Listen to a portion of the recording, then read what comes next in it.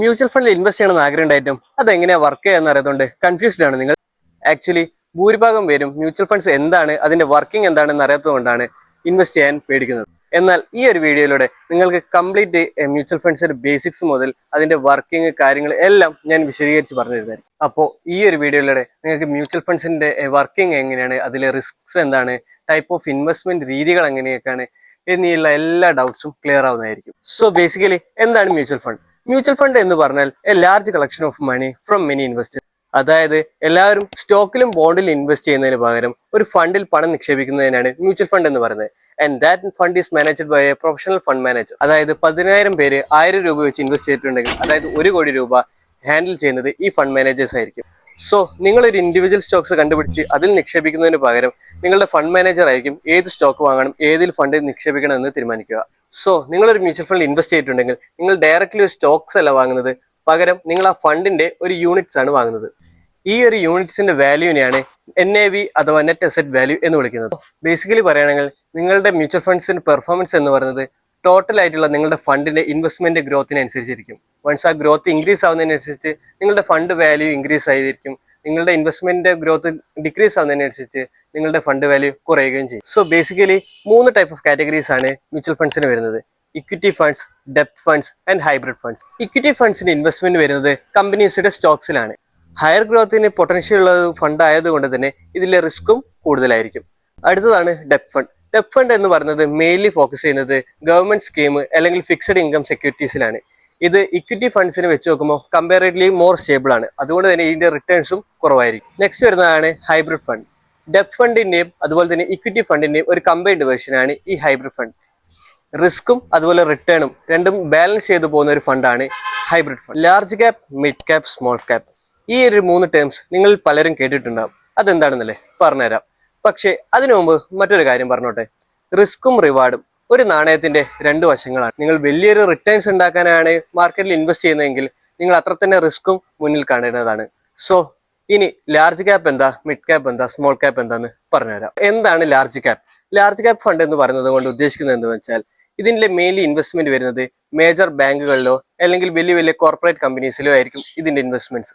So ഇതിന്റെ returns വളരെ stable ആയിരിക്കും, അതുപോലെ തന്നെ ഇതിന്റെ റിസ്ക്കും വളരെ സ്റ്റേബിൾ. മിഡ് ക്യാപ് ഫണ്ട്, പേര് പോലെ തന്നെ ഇതൊരു മോഡറേറ്റ് ഫണ്ടാണ്. അതായത് ഇതിലെ റിസ്ക്കും റിവാർഡും നമ്മുടെ ലാർജ് ക്യാപ്പിനെ പോലെ അത്ര സ്റ്റേബിളും ആയിരിക്കില്ല എന്ന് കരുതി സ്മോൾ ഫണ്ട്സിനെ പോലെ അത്ര അഗ്രസീവും ആയിരിക്കില്ല. ഇതൊരു മീഡിയം ലെവലായിരിക്കും ഇതിന്റെ ഫുൾ വർക്കിംഗ് വരുന്നത്. And last one is small cap fund.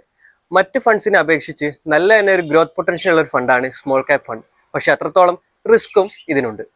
Mainly 2 type of investments ആണ് വരുന്നത്: SIP അല്ലെങ്കിൽ ലംസം.